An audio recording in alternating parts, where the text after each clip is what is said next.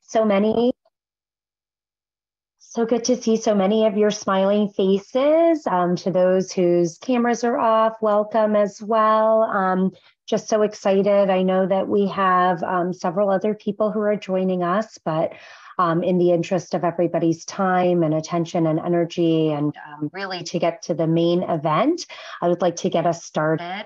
Welcome, I'm Dr. Melissa Merrick, President and CEO of Prevent Child Abuse America, and welcome to the second in our Zooming Out speaker series. For those who maybe this is the first time, or just as a reminder to all of us, this is really part of our super intentional adaptive strategic planning process for Prevent Child Abuse America as we're celebrating our 50th anniversary and really setting the vision for the future, a vision that we want race equity to be at the core of everything that we do. We are really inviting all of you to contribute and participate in identifying what the North Star is, right? What are we all trying to achieve as a country, as a people, as organizations, as partners, as community members, right? What are we all trying to do on behalf of children and families and in our own communities? So really, this is meant to be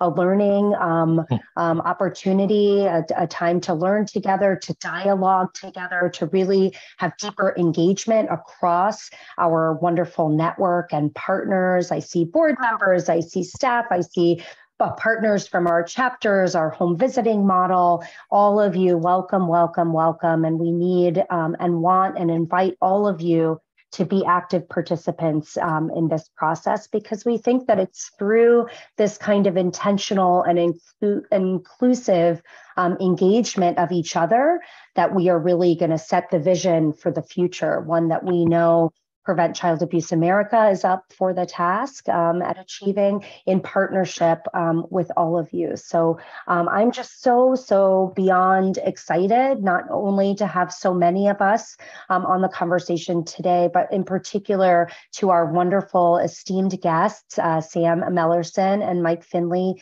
First of all, I just want to say a personal note of how wonderful it has been to be in partnership with them, to learn from them, and to really partner with them around our work in Thriving Families, Safer Children, which many of you know, sort of a nationwide movement to really understand how we can better co-create prevention solutions in partnership with community, with families, with each other. They have really, in the time that I've known them, taught me a whole lot. And I feel like every time, including today, we're all going to learn more and have more exciting ideas to think through, again, as we set the vision for the next generation of prevention in this country.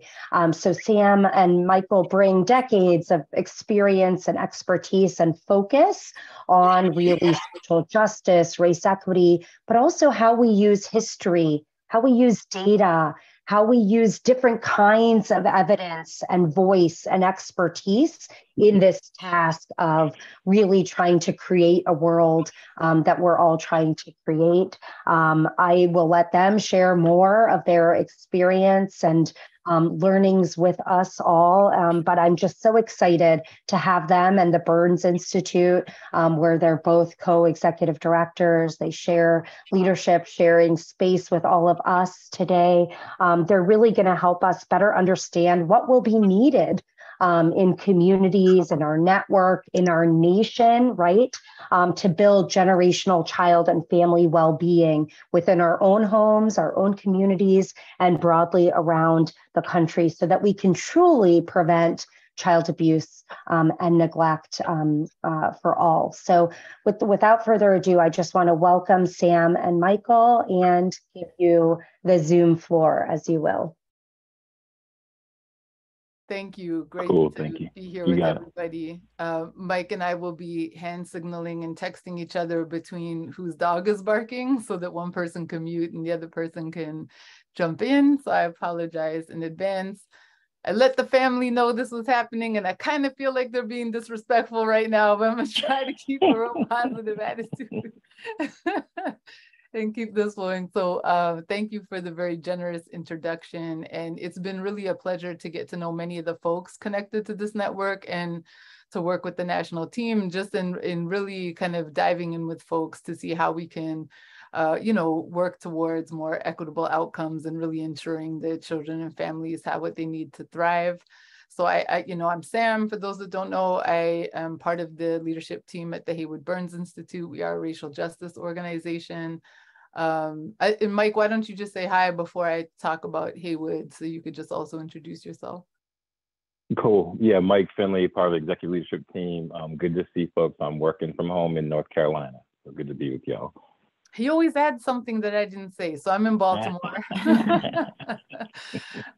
So good to see everyone. And the image here is actually an image of Haywood Burns, who is our namesake. It's important that we kind of honor his legacy and bring him into the room as we engage with folks, because he is kind of the beacon and light in the work that we do. He was a great advocate, civil rights litigator. He was a defense attorney for Angela Davis, represented the Attica uprisers, to also did a lot of work for Martin Luther King on the Poor People's Campaign, was a great friend and mentor of our founder, who is a great friend and mentor to us, James Bell.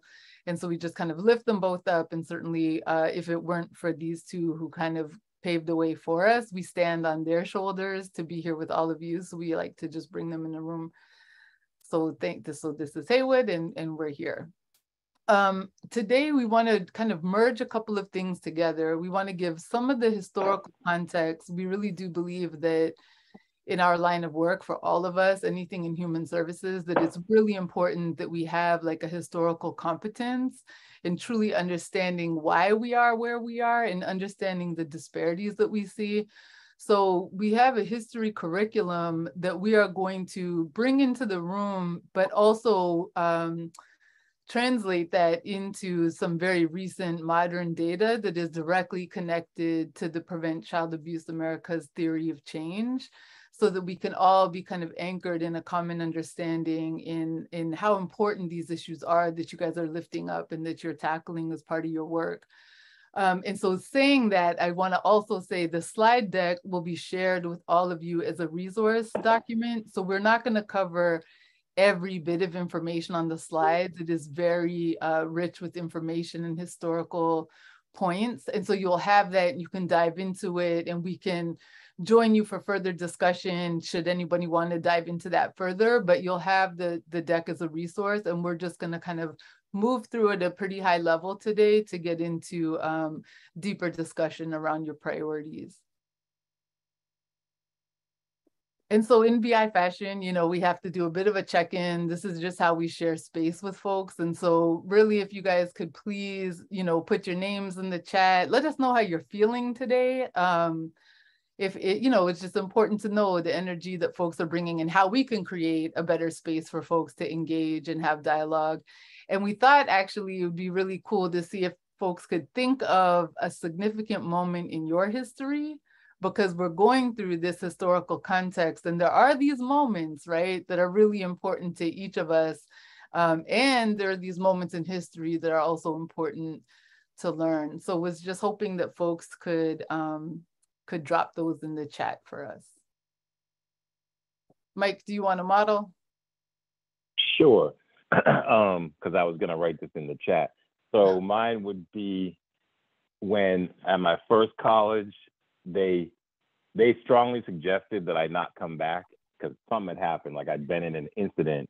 And so they gave me the strong suggestion that we do not want to see you for at least 1 year. And so I transferred to Morehouse College, and Morehouse for me was transformative in my journey and just in so many ways. So that would be my moment in history that I reflect on.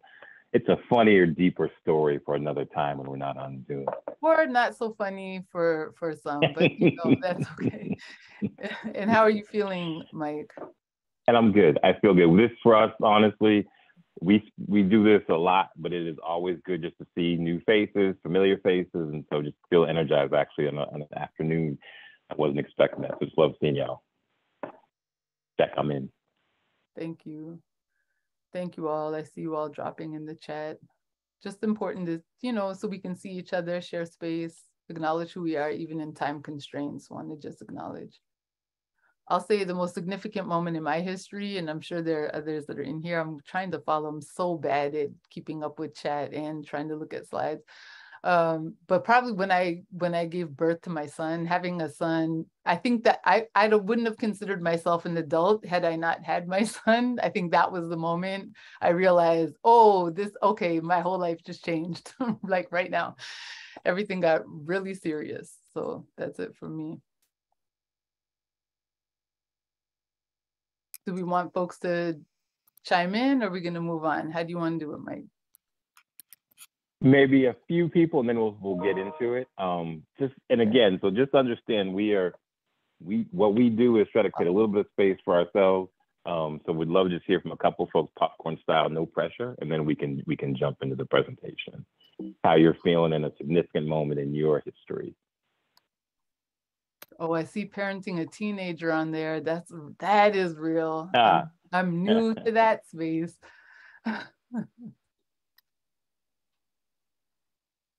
Yeah, anyone want to jump in and just share out? Yeah, this is Jeff Hudson. Hi everyone. I'm from the American Academy of Pediatrics, and I'm feeling great today. It's fall weather here in the Chicagoland area, and I think a huge significant moment in history for me was almost 20 years ago joining and doing this work, and so it's been a significant part of my life since, and it's very very, very fulfilling. So thank you.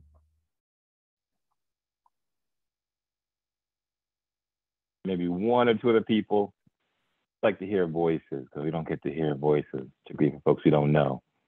I know people are putting in the chat, but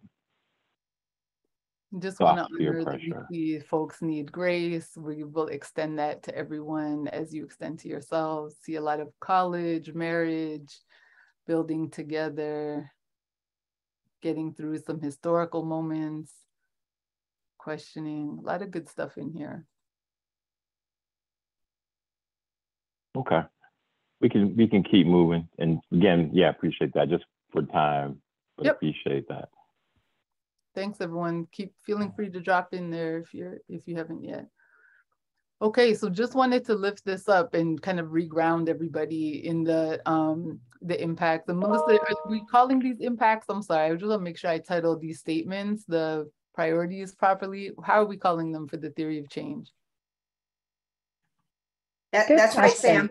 That's right, Sam. It is impacts. Yep. Oh, yep. Okay, perfect. Okay. All right, so you see, first we have experience a purposeful and happy life with hope for the future.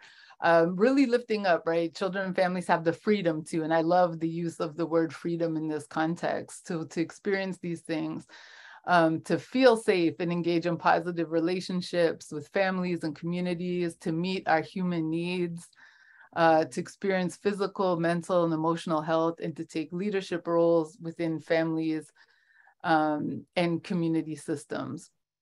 And so there's an important question when we saw this about why, oh, that was a slow progression up. So why don't we have the freedom to do this now, right? Being able to name these as a priority for diving in and creating your theory of change is such a significant point, right? To look back, because to answer this question, why doesn't everybody have the freedom to have this right now, is really what makes us look back and understand the historical context of why we are where we are.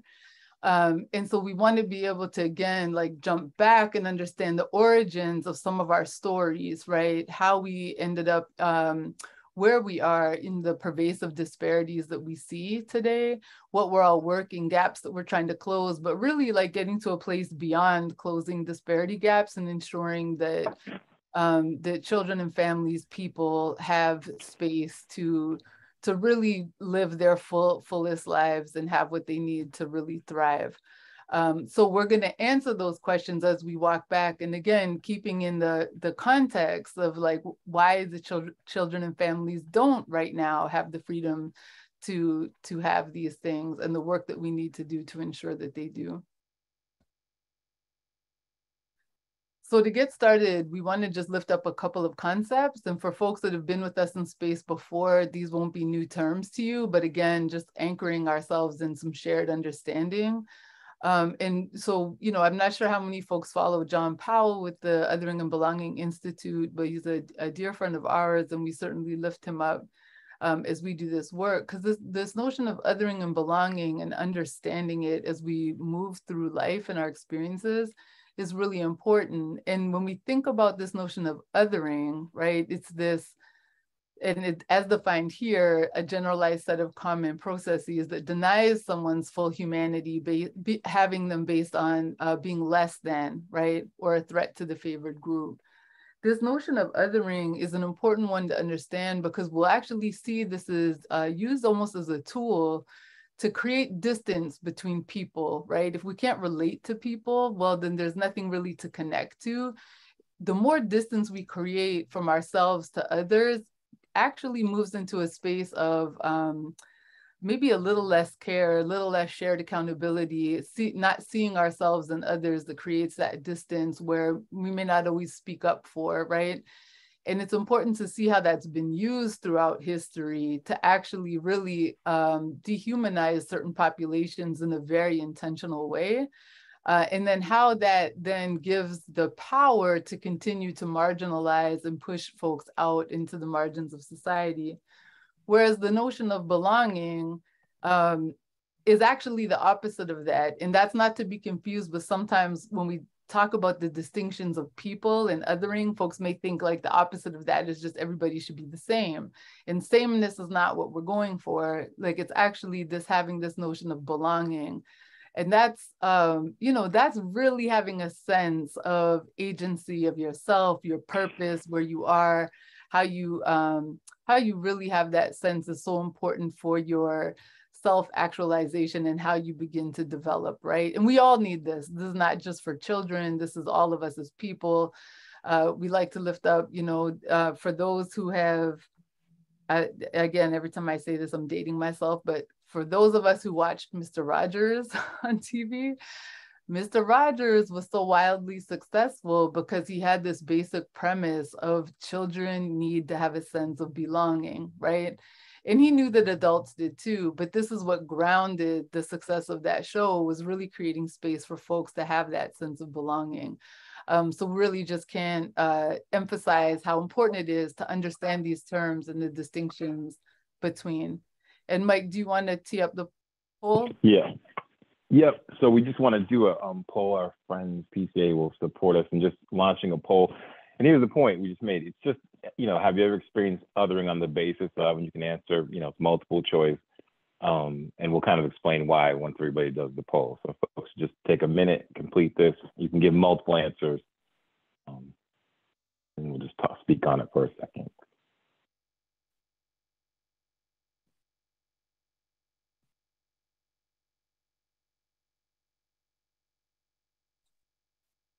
And you'll have to remind me as a presenter, I should not touch anything on the poll, or I do touch Right. the poll. I just, last time I think I exited out and it disappeared for everybody. So if I don't touch it, that's fine, right?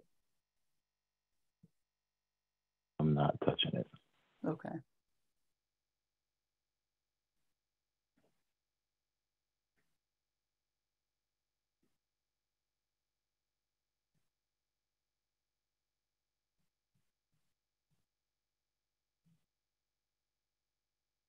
We'll have the PCAA team just tell us, because we can't see when folks have populated, so we'll be guided by you all.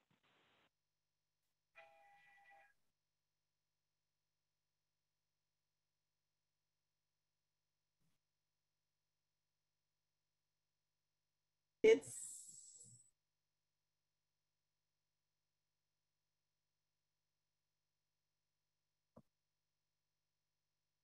Cool. Thank you. Yeah. So, right. Thank you for that. And thanks for folks for just filling, you know, for completing this. And I think the point we just want to make here is, you know, just all the different ways that we all have that, we've all had that feeling of being othered. So as you think about, when we talk about history and structural racism, et cetera, sometimes folks feel like, well, that's not my experience, right? But we've all felt being othered, which is actually the point. That's what racism does to you. That's what the legacy of racism does to you. It others you, right? And so just to see we want all of us to see ourselves because we've all experienced it. And that's when you hear us talk, that is what we were trying to disrupt to get to that place of belonging that Sam said, not sameness that she mentioned, but of belonging. So thank you folks for completing that. Thank you. So these two other concepts we want to just make sure are kind of anchored in the conversation today is an awareness of structural racism and white supremacy culture. And we've had these conversations with so many groups where some folks will say like, oh, okay, it's okay to dive into, you know, structural racism, but just don't talk about, you know, white supremacy culture. And we'll say, well, it's hard to have one conversation without acknowledging the other because we see these as two sides of the same coin, right? And so we want to just kind of normalize in a room for folks as we're talking about structural racism, moving beyond kind of the personal beliefs that we may have or the interpersonal interactions that we have with others. And even going beyond maybe even some of the institutional practices, but looking at the larger like macro system in which we all operate. And we'll dive a little bit more into that as we move through history, but thinking about the roots and origins of how some of these systems were, you know, started. What were the dominant schools of thought at the time? How did these systems kind of evolve over time? Again, thinking about where folks were placed in society and what were some of the driving factors. When we think about the totality of the reach of this and how structural racism is so interwoven into the fabric of our culture, it helps us to really understand how all these dots are connected. And just one quick analogy, you know, those connect the dots, like when you have the papers with the dots and they just have the numbers. And then when you first look at it, it's just scattered dots everywhere. It makes no sense. And then as you connect the dots, you'll see the image. If I gave you the same sheet, the same one right after you completed it, you would actually see the image. It would stand out to you before you even connect the dots because you've seen it before and your brain has that memory. We want that to be how we think about and look at issues around structural racism. It's understanding how foundational it is so that we can recognize it more easily, so that when we attempt to deconstruct and create a different practice, a different culture, that we're aware of how to best do that. And Mike, if you could just drop down, there we go. So white supremacy culture, we want to lift up because I think sometimes this can be very triggering for folks. And so we also want to normalize this notion that white supremacy culture does not belong just to white people. So this isn't about casting any blame or saying this is where it sits. We are the fish swimming in this, right? This is the fish bowl. And white supremacy culture is the water, right? It's not the shark somewhere, it's the water, it's the air we breathe, it's the culture that's all around us. And the more that we swim in it, the less we can see it. And so it's important to lift up, even as we look at services and practices and priorities and values that we hold, it's important to understand how these may be rooted in this white supremacy culture. And when we begin to compare everything to like a normative white middle class lens, it's important to understand because that's actually much more subtle and much more pervasive. It's not that everyone's running around saying, well, white folks are more superior, let's follow them.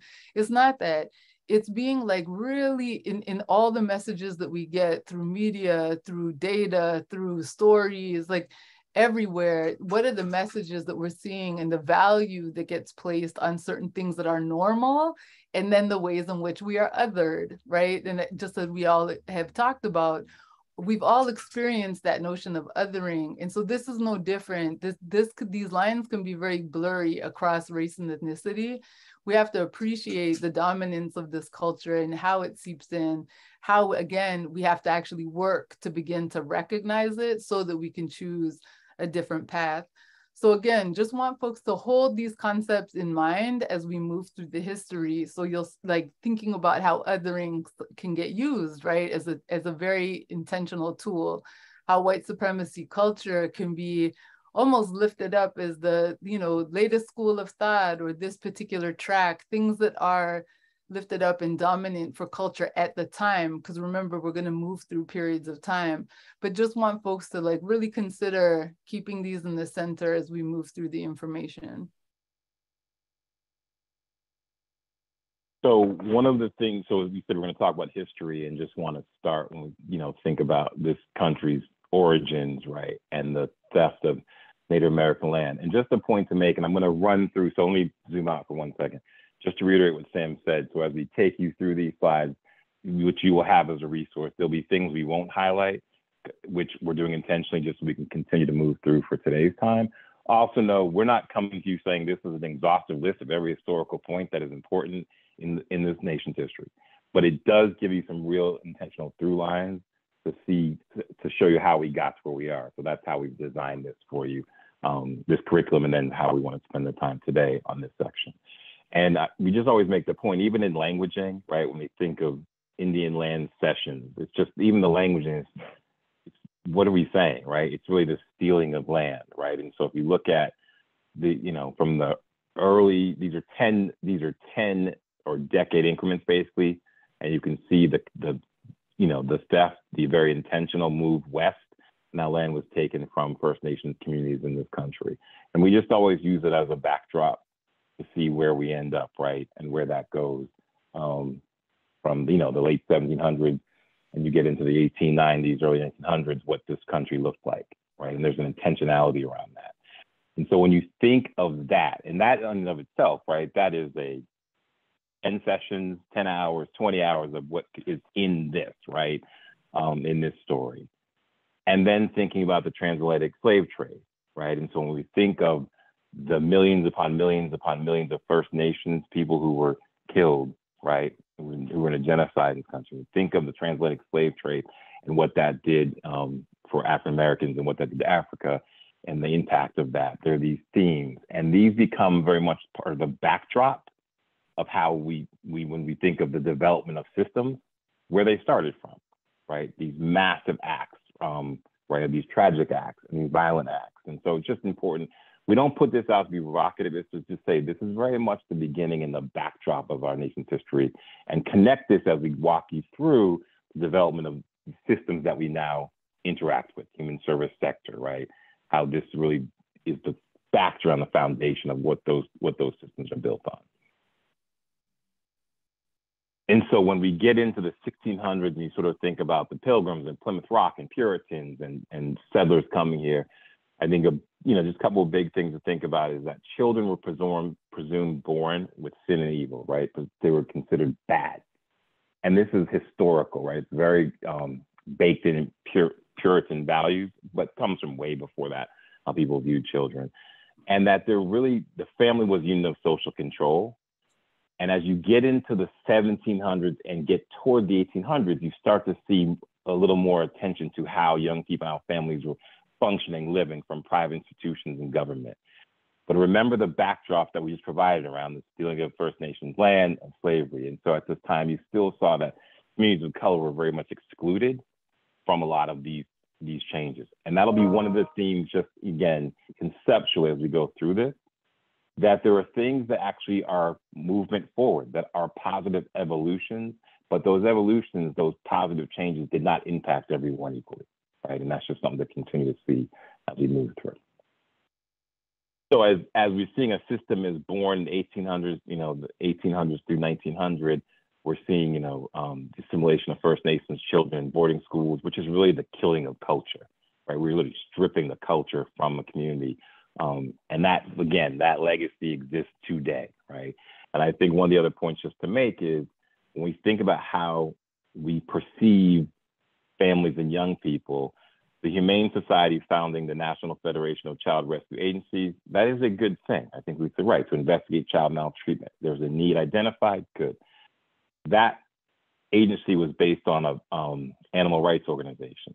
So just when we think about how we prioritize what we prioritize, right? We were prioritizing animal rights organizations first. And so just to keep that again in your backdrop for how, again, we think about these issues. And again, as we move forward, there's just themes that will continue. Mike, can I just, Sam, please. Yeah, I'm sorry. I just, Just to Oh, no, you're fine. underscore the assimilation of indigenous and tribal kids coming through the boarding schools, just the massive numbers that we saw happen, and oftentimes it is talked about as the, you know, very intentional effort to kill the culture. And I think the saying was, right, kill the Indian, save the child. But just to like really underscore how intentionally harmful these schools were, and that we know now, right, that many of them actually did kill children, right? And they were also, you know, run by many schools of pedophiles and other really horrific things that happen to the young people. And so while we're seeing some of the truth and reconciliation stuff happening in Canada, most recently with the First Nations communities, still like graveyards are being found. And eventually that conversation needs to spill over here, because we know where the graveyards are here, right? And we still haven't acknowledged the way we need to what has happened to just so many young people that were, you know, taken into these schools, and such horrific things have happened. So it's just something I want to underscore, the total brutality of that and the intentionality behind it is just an important one that we reckon with as we continue to think about how these, because this was a system being created very intentionally, and while it's not as far reaching for all children, it had a profound effect on tribal communities. And so just really want to lift up the importance of understanding that. Thank you. And we're just, you know what, just being full transparency, we'll be doing that throughout as we move through. There'll be points where each of us may make sure we want to just underscore something. So just, this is intentional. We're just trying to give you the most we can. So orphan trains, you know, the reason a lot of times folks are not familiar, but just briefly, the orphan train movement was really, you know, considered in many ways the birthplace of the modern day foster care system.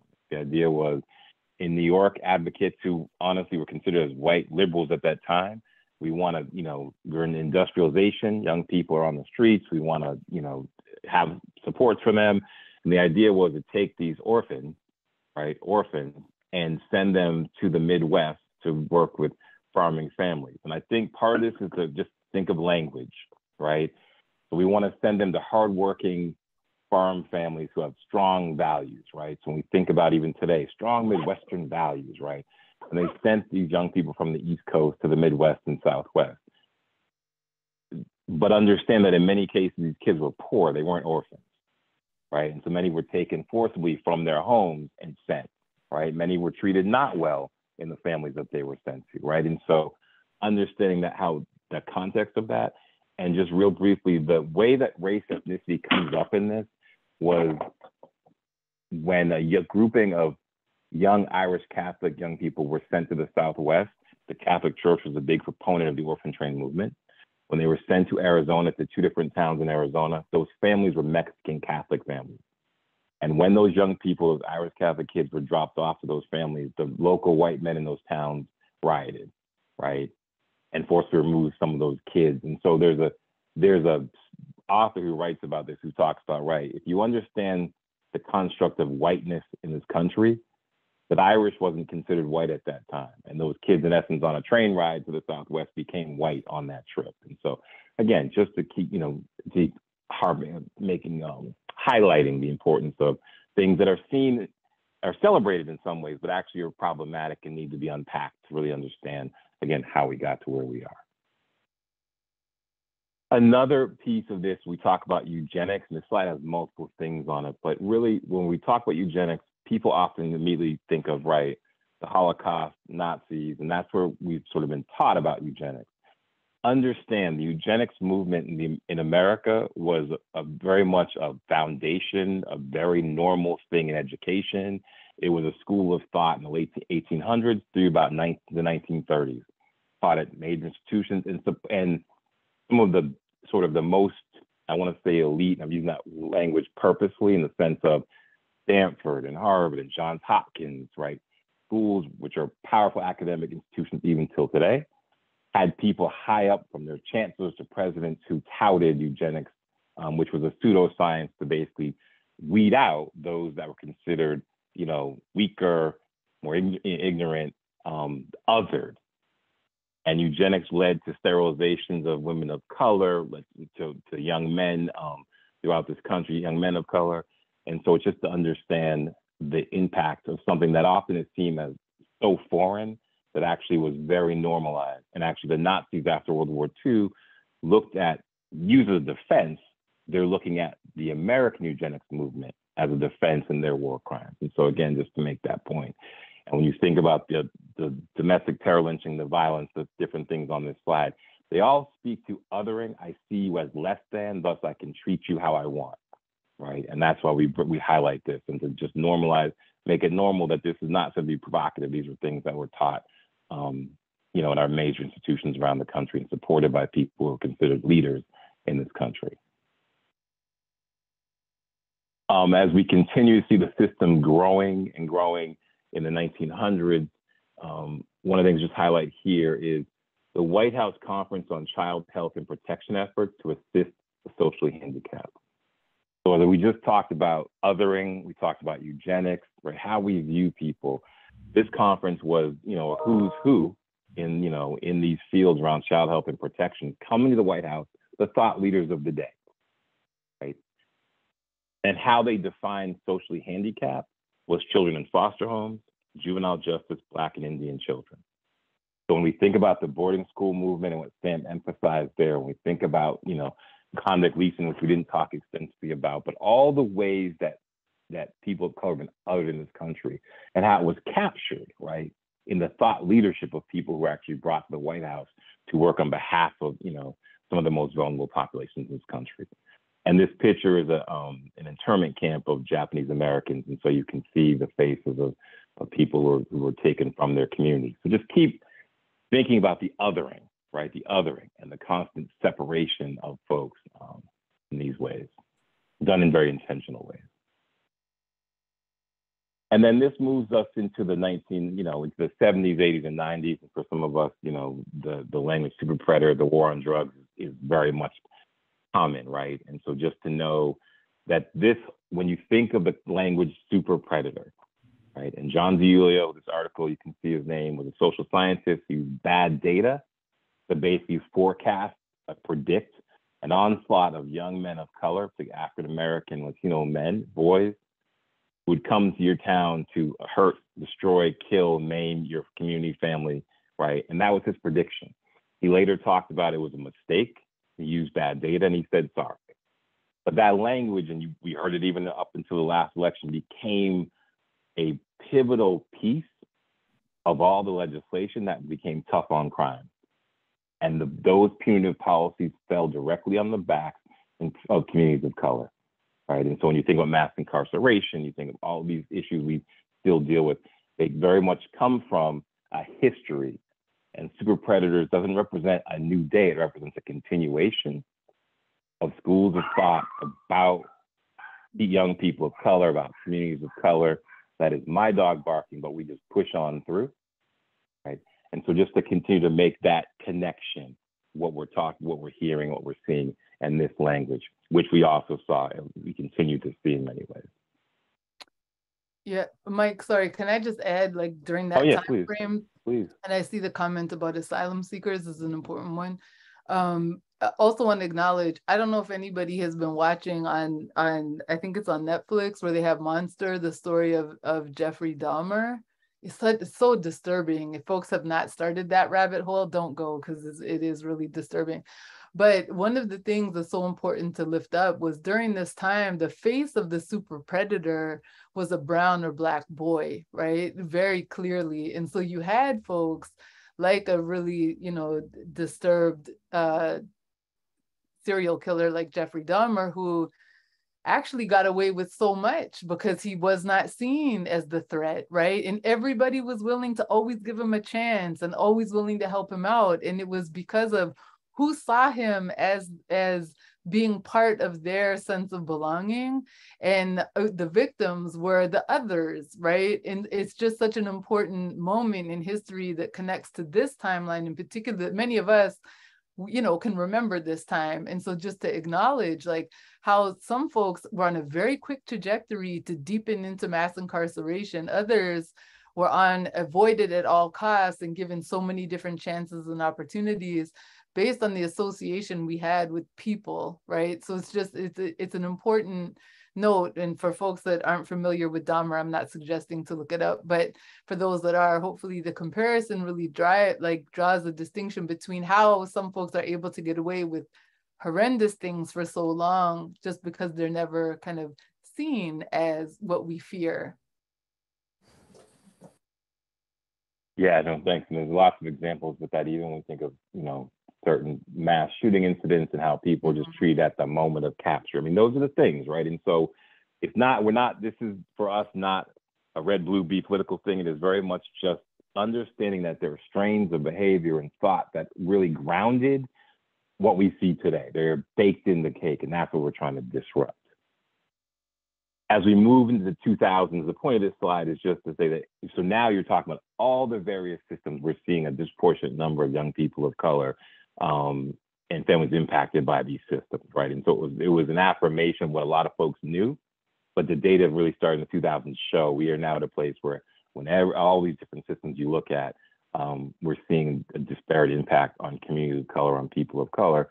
And that often the solution was, we're going to create colorblind decision-making tools, but understanding that those weren't necessarily neutral tools because they're still being created by folks who are impacted by that whole history that we just walked through. And that often those led to widening gaps actually in disparities and instead of what they were designed to do, which was to reduce those disparities. When we think of this whole history, I think part of the importance of this slide when we talk about family separation is just to understand that all of the things we just laid out, whether you're talking about the Japanese internment camps, in that top left, the convict leasing, all, slavery, the boarding school movement, the border issue at the border we just had and are still having with our southern border. All of these are very much about separating families. And the impact of that separation and those policies, those very intentional policies on families and communities, that generational trauma, that, the impact on identity, the PTSD, all of those negative impacts, right? And so the other piece of this is keep thinking about othering, that concept, because this slide represents, right, all the ways that different communities and different points of history have been othered and separated and distinguished out, and been the victim of very harsh punitive policies. Sam, I don't know if you wanted to add anything to this slide before I move on. Yeah, I think just the importance, just because of the group that we're fortunate to be with today in this notion of prevention, this is such a key area to consider, how family separation was used as a tactic, right? And the harms that we know that it creates. And so I think the through line across all the various time frames of the families that are kind of shown on the screen, these are different cultures, different languages spoken, different customs, different approaches, different times. And yet we know family separation, the impact that it has on the multi-generational impact it has around trauma and disconnection and developmental difficulties, post-traumatic stress, loss, just loss of identity, anxiety, depression, all the things that we know result from this consistently, and just how seriously we should consider the two of the biggest child serving systems that respond to young people's in need, being justice and child welfare, actually use this as a tactic, right? This is one of the strategies we have. So to just appreciate, right, the significance and the harm that can create, and that if we have to, unfortunately, remove a child from the family, how quickly we can foster a sense of belonging and support for that young person is just so critical. And it just should not be lost on us that the same strategy we used to help was also the one we used to hurt. And so how do we unpack that? How do we reconcile that and approach it differently to undo some of the harms that we know we've never been equipped to fixing once we harm them? And so as we kind of move into, the really current times, think about the global pandemic, which we don't have to sit in and talk too much about, but understanding 2 points at this time. One is we saw massive releases on the justice side. And the point of that is, right, so systems got very creative, super innovative, and worked with a level of urgency to get people home. So when detention centers, arrests went way down, right, there was a way that folks suddenly were being a bit more human, right, and acted very quickly on it. And what this time also showed us, particularly at the height of the pandemic, was, right, it illustrated and highlighted the disparities we know that existed prior to that. Who lost their jobs, who had to go to work in person, right? Who didn't get to sit on Zoom and interact with one another, right? Who was getting sicker? Who cut the lines in the beginning when vaccinations were coming out? I mean, just all of this, just so many different issues, right? Who benefited from the CARES Act and the PPP loans and who didn't, right? How were people's housing and cost, expenses impacted? So it highlighted a lot of the things that we know existed prior to and shown a light on those things. And now our work is to really, how do we think about the reaction, which was in some ways more human than it has been in many sectors, and look at that as a guide for how we move forward, right? And not just rebound to going back to where we were. And then present day, right? So when Sam and I first started doing these slides, we didn't have this slide. We were doing this a couple of years ago and we keep building on it, right? And so to see January 6th, the attacks on, folks in the Asian community, and really it feels unprecedented, the polarization, but I think part of why we wanted to walk through the history is to say, like, there are moments in time, this is just what it has been, and we have to understand that historical backdrop, right? The things that are the underpinnings of it to disrupt it, so we can get past that, sort of that broken bridge and just be in the red and the blue and just hearing noise. And we have a whole other conversation about that, not today, but how to do better with that, how to wrestle with that, navigate those spaces differently to bring us together, not in some hokey way, but to really do this work, and to do it to the benefit of those we're trying to, work on behalf. Sam, I see you. No, I was just saying, like, the part here is just for us all to be really intentional about rejecting the notion that race or working towards racial equity is somehow a partisan issue. This is not red or blue. Throughout the history we just walked through, many folks were in leadership, let's not play into that rhetoric, because we know that it's not real. And this is about really anchoring our humanity and being able to do what is right for all children and to be very intentional about naming that. So we just really encourage folks to not buy into this notion. While we understand some folks really need to navigate the political tensions in order to advance the work, and there are ways to do that and to support that, but to never breathe life into this notion that somehow focusing on children in the most need becomes a political side is just ridiculous. And then lastly, before I shift, just that this is our story. And we always tell people that. Remember, our history we saw, 1500s, 1600s, 1700s, we can say, oh, that wasn't us necessarily. This is our watch. This is on our watch, right? And so again, how do we try to adjust, do better, and deal with the things that Sam just highlighted? So but we just think that historical context, and again, you'll have this as a resource. There's lots here to dig into. We'd say even do your own local history where you are to really understand, like, why are those the streets where they are? Why is this what it looks like? So just wanted to give you that backdrop and context as we move forward. So we do want to just now get back into this frame, right? So everything that we just heard, these are really big spans of time. We recognize that we couldn't get into everything, nor is it all history. So we acknowledge that. But to give you some of the background of the constructs and how some things were set up, who was excluded and when, and then when we get to tipping points, why, and where do we see the overrepresentation of children of color, and then to bring us back to this, right? These are the things that we're working towards. This is now front and center and how does that history tie into these impact areas? And so we did want to draw some current data that represents and categorized around these themes, but really acknowledging the history that we just saw in the constructs to some of the data points that show us where we are today and how they connect to why we need to be very intentional about creating this space for children and families to have the freedom to have these things, right? So we can move through, Mike, on the data component. Did you want to start? Sure. And so just to give, when you think of the goal, right? Freedom to experience and purposeful and happy life with hope for the future, right? And so research suggests that actually the impact, and a lot of us know this, right? Neighborhoods and where you live matters, right? And the conditions in those neighborhoods. And so literally this is just, research that was done, I think it was about 16,000 surveys that were done around your happiness level, really, right? And you can just see that the sort of the high distress neighborhoods for everybody, and then you have to add on the overlay of race ethnicity to it, where people are feeling that weight, feeling distressed, right? And so just think, as you all interact with folks every day in communities, to really think about how, this exists, and you probably know it. So now there's just more research suggesting the connection between where you live, the resources there, and how actually you feel, just as a person.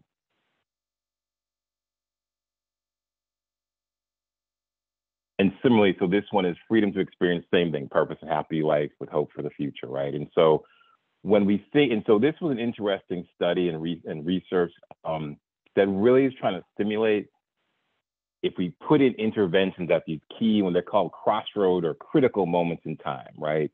And so we know that as in life, there are these moments from 0 to 5 is really important. And these other moments as you age, right, that are critical to where you will end up, what your trajectory will be, right?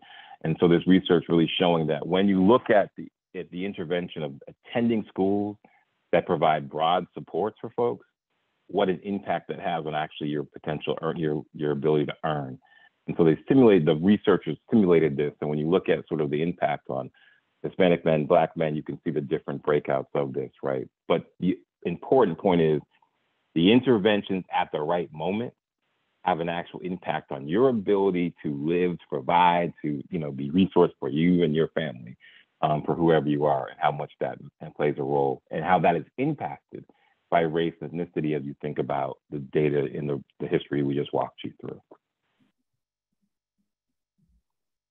And we just showed this to make that connection because you just show the wealth gap, right? And we think about the wealth gap just nationally, and to see really what it looks like on a national level. It just gives you that full national context. I don't think it's a mystery to everybody, but understanding that there's this top 1% controls everything. But even when you look at and I think the left-hand side is really just powerful household median net worth by race, in 16. Look for whites, 171,000, right? For Blacks, 17,000, Latinx, 20,000, right? So just to understand that those numbers, that reality comes very much from much of the history we just walked through, right? And that's not an individual judgment on anybody's individual situation, but it's to say this is what we're looking at when we think about that broader wealth gap.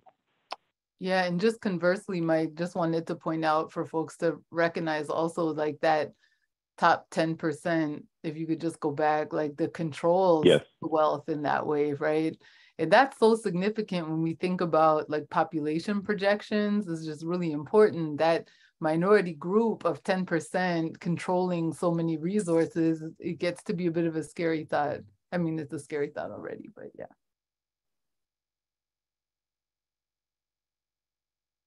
You want to jump in? No, I'm just acknowledging if folks have questions, as Jennifer said. Oh, cool. I can't. Yeah, got you. Good. And just stop me because I can't see the chat. So the freedom to feel, again, we're just connecting these to the desired impacts that have been outlined for you all. Freedom to feel safe, right? And engage in positive relationships within family and communities. And this is about redlining and just where folks live. And that's what we talk about, even in your own communities, local histories, to show where folks live and why they live where they live. And what was interesting about this was actually a real situation where a white person went to get a housing loan and couldn't get it at the time because where they wanted to get property was too close to what they called an inharmonious group, which was African American. And so they literally built a wall to make a division, and then you got the loan. And so it's just to talk about the intentionality of, redlining and housing practices that discriminated against communities of color that actually really impacted where people live and the resourcing, And right? still So just does. to connect those dots, and still absolutely does. And one of the things we always say, if you go into any, in a lot of communities, when you look at MLK Boulevard or particular sides of town or where the railroad tracks are, literally there's a reason those are things that get fed, because there's an intentionality about where people live and where people were allowed to live. And so this kind of, again, if you think about, so everything we're saying becomes almost a domino effect, right? That you'll start to see. So children with more stressful life experience have a greater likelihood of suffering from behavioral issues, right? So when we talk about the importance of where you live, how it's resourced, what it feels like, what it looks like, what's there for you, then when you think about the stressors, when we talk about that sort of the happy index, from a few slides ago, about how when you're in distressed communities, it's just that feeling of distress is more intense and real for folks. And so looking at, young people who have these frightening or threatening childhood experiences and how that begins to impact classroom behavior, social issues, right? Things that we see every day in schools, but there's reasons why behind that. So again, just to affirm a lot of what folks, I think, see and sort of know intuitively, but research really showing that the reality of these issues.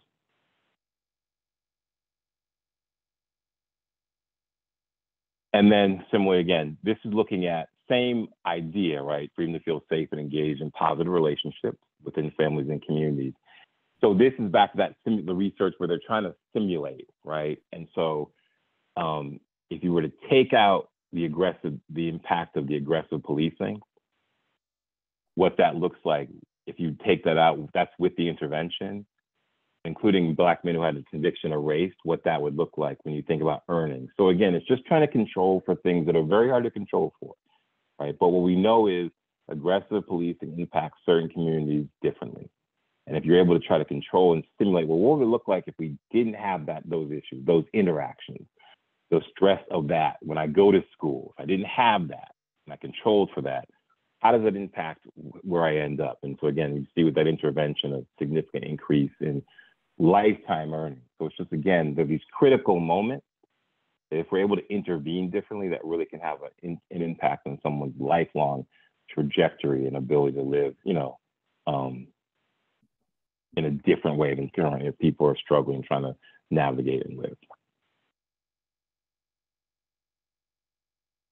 And then, are we going to jump on this, Sam, or no? No, just similar to when you walk folks through the pandemic slide. This was just, there was some articles that were directly connected to the same time frame. This was actually written earlier in the pandemic, but really it was diving into the basic needs that folks had and what was happening. And I mean, similarly, just COVID, the health concerns we all saw, the high mortality rates, it mimicked the disparities we saw throughout the historical walkthrough, right?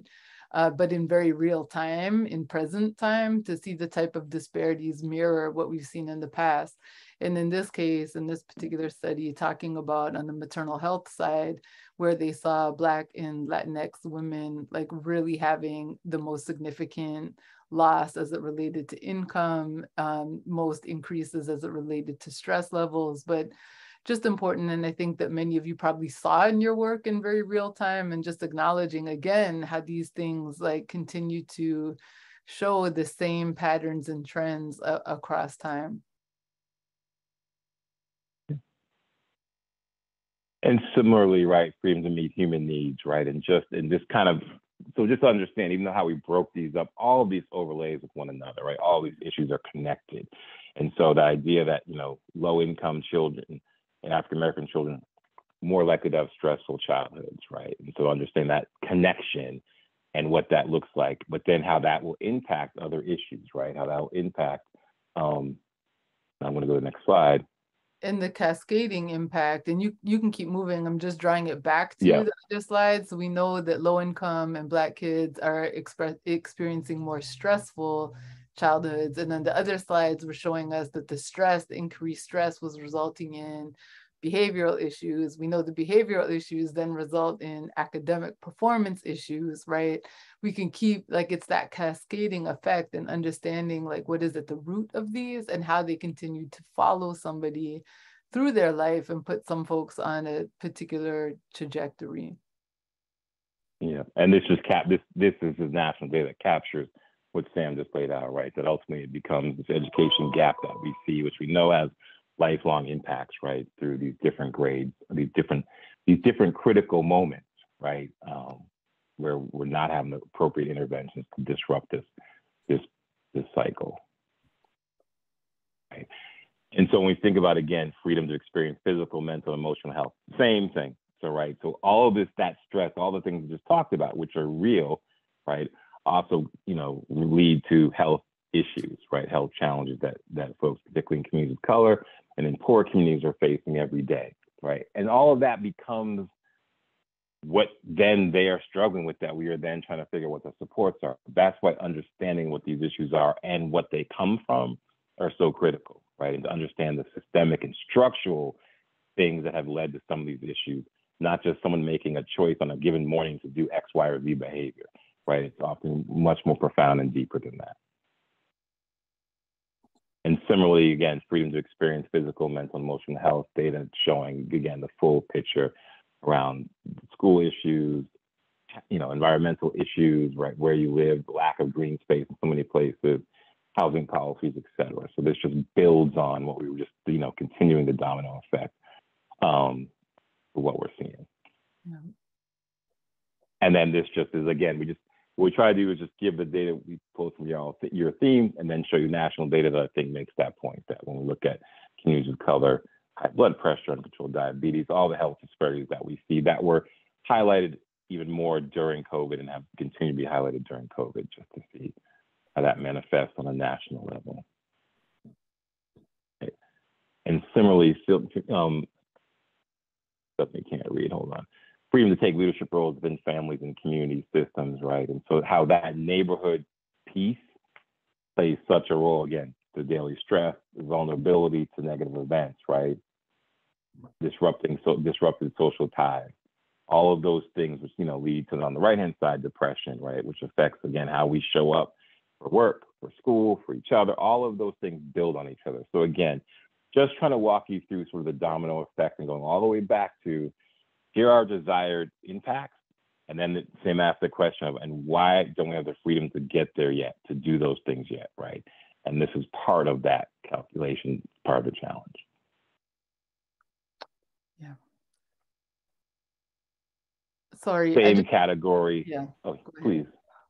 I was just going to say, back on the other one, just when you think about the high stress it is to really think about your neighborhood characteristics and what it is to not feel safe, whether you're a child who carries a weapon to school because you don't feel safe getting to school, right? And then all the problems that happen because you pack that weapon or whatever it is.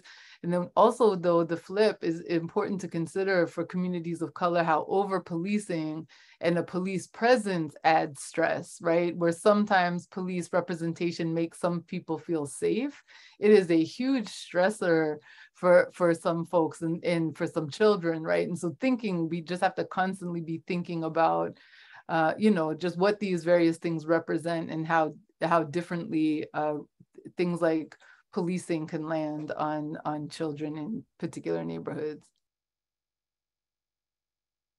Sorry, we could wrap up. And, oh no, you're good. And now just getting near the end, just again, this was research we're simulating if we were, now this is the big one, right? Taking out these issues on racial, ethnic discrimination. Like, what would that look like to live in a world that looked very different, right? And so, in essence, if the people of color had many of the same supports that white population that you see at the top has, what would that look like? And so you can just see a significant shift in the life earnings. And so again, I just think part of this is for us to show you data that exists, that's speaking to a lot of what, for a lot of folks, sort of intellectually, instinctively, you feel like but this starts to affirm some of that information.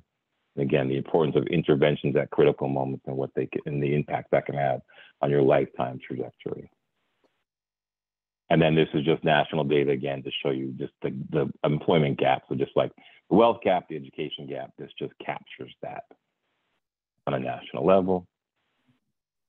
And then just, this is important because our demographics are changing, right? So there's 1,000 ways we can talk about and try to implore people to care, but there's a real just objective, factual, like the demographics of this country are changing. And if we don't position folks to win and to succeed, then as a nation, we are failing miserably. In addition to all the other, I think, moral right reasons of why this work's important. But to understand that changing picture, and that changing picture is going to happen for those that are pushing against it with an urgency, because they know there's a small window of time before these demographic shifts are completely have shifted, changed.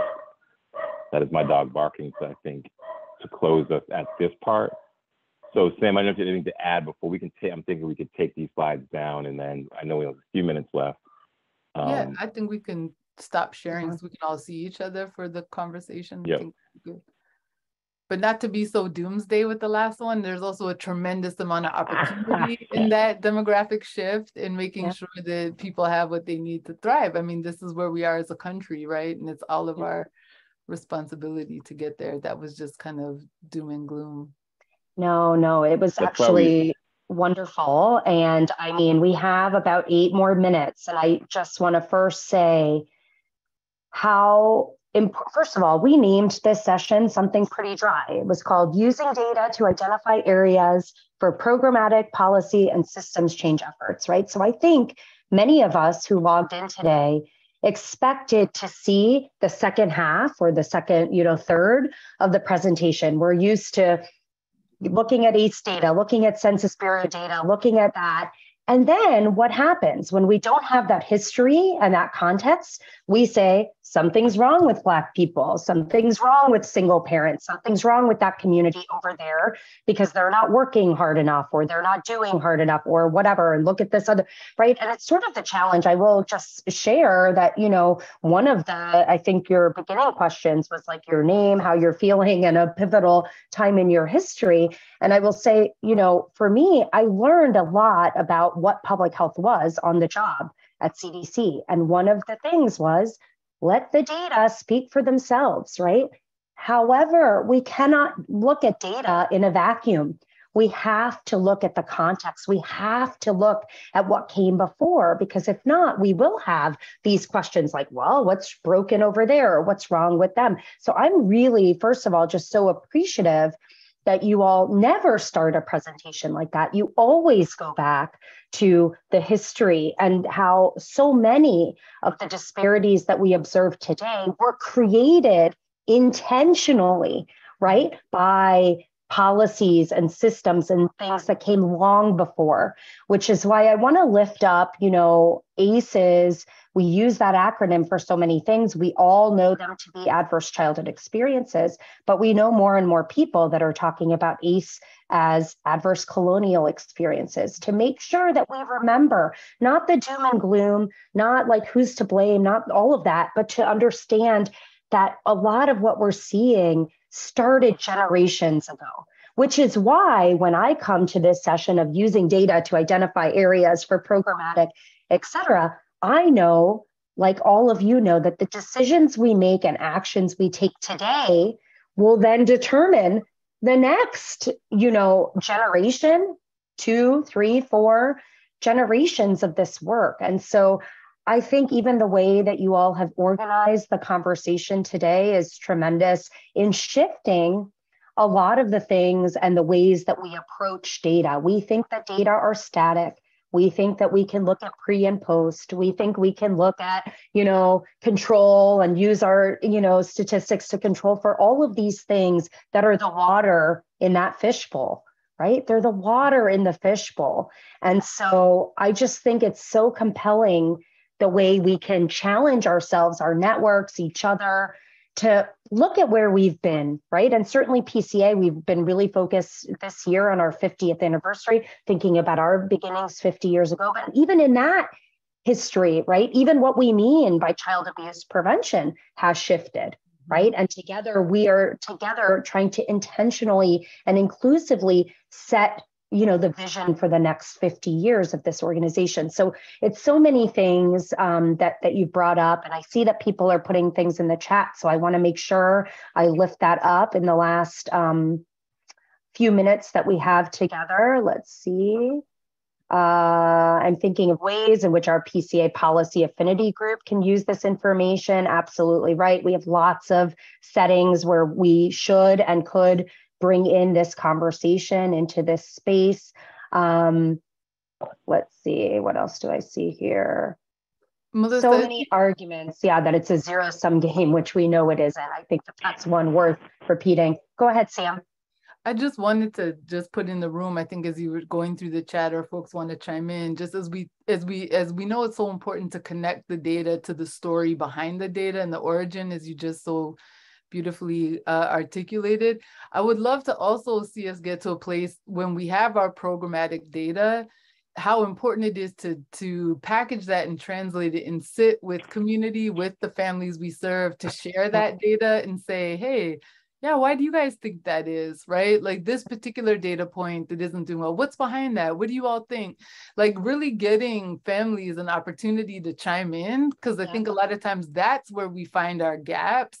It's not as program administrators or service providers, sometimes we can put everything in place that we think is necessary, but it just takes like a few folks or the receivers of that, the client, the user, to be able to say, oh, actually, no, that's not how that translates, or we didn't know this part was here, or, you just get so much more information, and just thinking about the ways in which we engage community with that information that could also just really transform, I think, how we approach our work sometimes.